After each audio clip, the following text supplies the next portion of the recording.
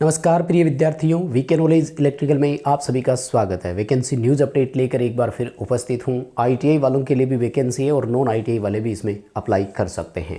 Force की vacancy है, defence ministry of government of India, रक्षा मंत्रालय भारत सरकार के अधीन है।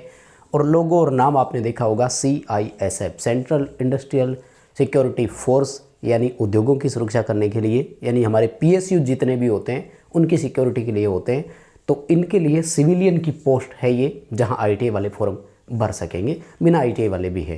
पूरी डिटेल से बात करेंगे, किसकी कितनी सीटें हैं, सिलेक्शन प्रोसेस और जो सिलेबस एग्जाम पैटर्न रहता है उस पर हम लोग बात करेंगे। साथ ही एज का भी जिक्र करेंगे। सो कंप्लीट वीडियो लास्ट तक जरूर देखिएगा।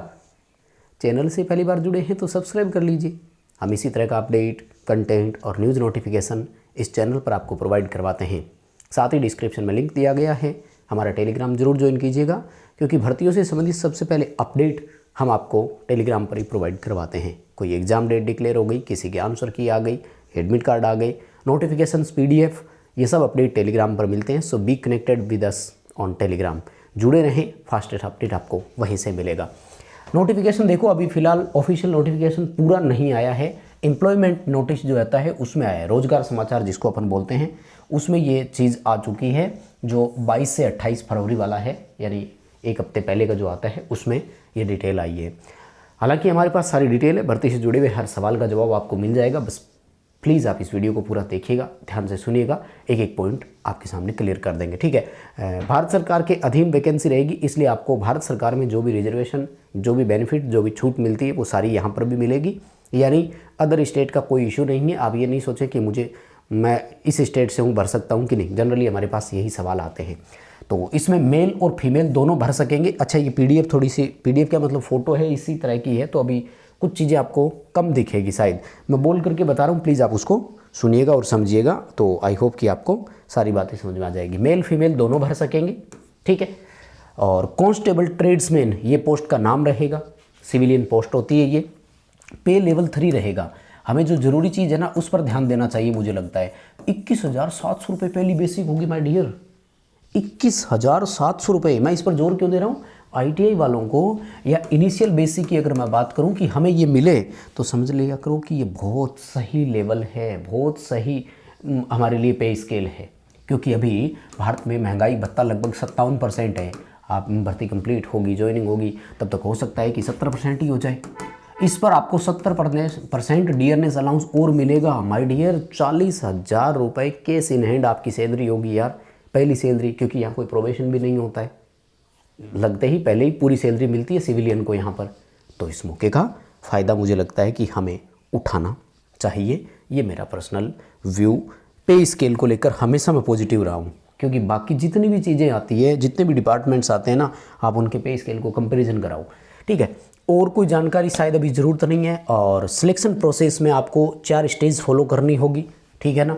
सबसे पहले फिजिकली एफिशिएंसी टेस्ट, फिर फिजिकल स्टैंडर्ड टेस्ट, उसके बाद में आपका ट्रेड टेस्ट, फिर रिटन एग्ज़ाम और फिर मेडिकल एग्ज़ाम। तो प्रोसेस काफ़ी लंबी चलती है, उनका भी मैं बता दूंगा कहाँ कितना क्या चाहिए आपको, ठीक है। एज क्या मांगी है इन्होंने, उस पर मैं बात कर लूँ शायद, ठीक है। 18 से लेकर के 28 वर्ष की एज रखी गई है। और ये जो एज है ये अनरिजर्व कैटेगरी के लिए है। अगर आप रिजर्व कैटेगरी से हैं, जैसे OBC से, तो आपको 3 साल का रिलैक्सेशन यहाँ पर मिल जाएगा। अपनी छूट इसमें जोड़ लीजिए। अगर आप SC या ST कैटेगरी से बिलोंग करते हैं, देन आपको 5 साल का रिलैक्सेशन मिलेगा। अगर आप फिजिकली हैंडीकैप्ड है, देन आपको 10 साल का रिलैक्सेशन यहाँ पर मिल जाएगा। तो ये एज का क्राइटेरिया जो है आप लोग देख सकते हैं, है ना। प्लस करनी है ये वाली।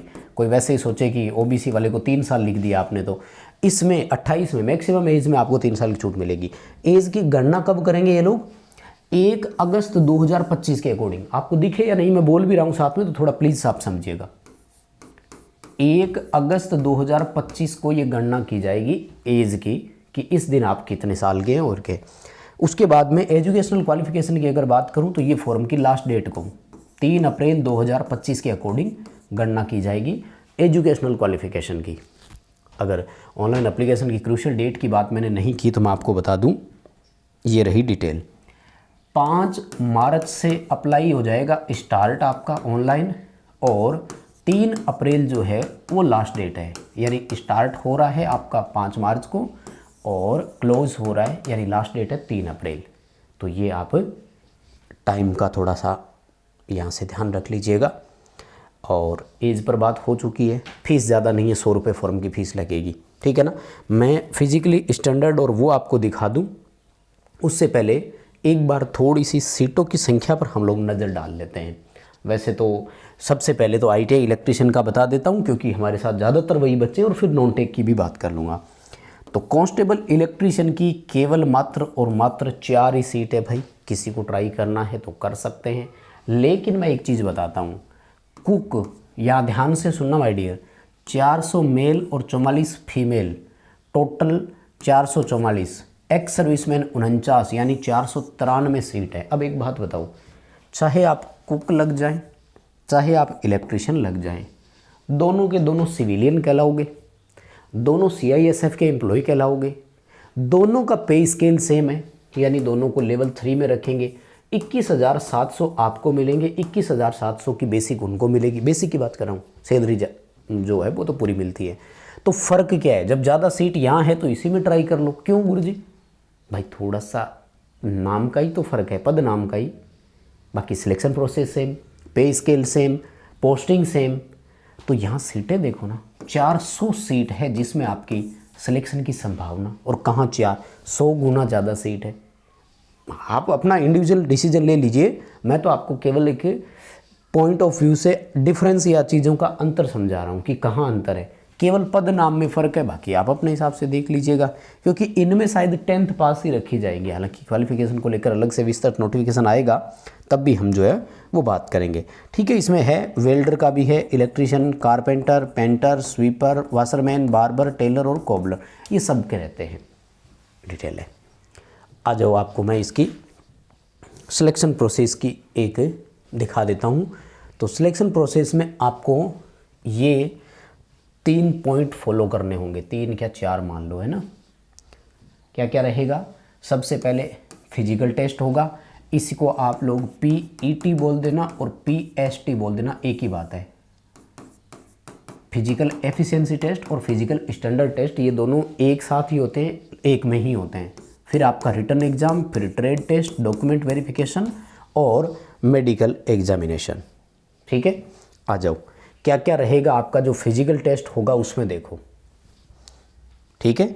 फिजिकल में देखो, अगर आप मेल कैंडिडेट हैं तो 165 सेंटीमीटर की तो हाइट होनी चाहिए। ये कुछ जो एरिया में छूट मिलती है वो आपको मिलेगी, जैसे गोरखा, गढ़वाल, है ना, इन सब से बिलोंग अगर आप करते हैं तो फिर आपको इसमें हाइट में रिलैक्सेशन भी मिलेगा।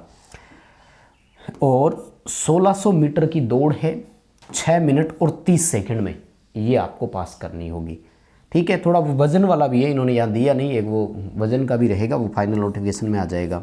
78 आपका चेस्ट हो, है ना, और 83 आपका तब हो जब एक्सपेंशन हो, है ना, फुलाव के और बिना फुलाव के, ये ध्यान रखना है। अगर आप फीमेल कैंडिडेट हैं तो 4 मिनट में 800 मीटर की दौड़, 155 सेंटीमीटर की हाइट और चेस्ट अप्लीकेबल नहीं है।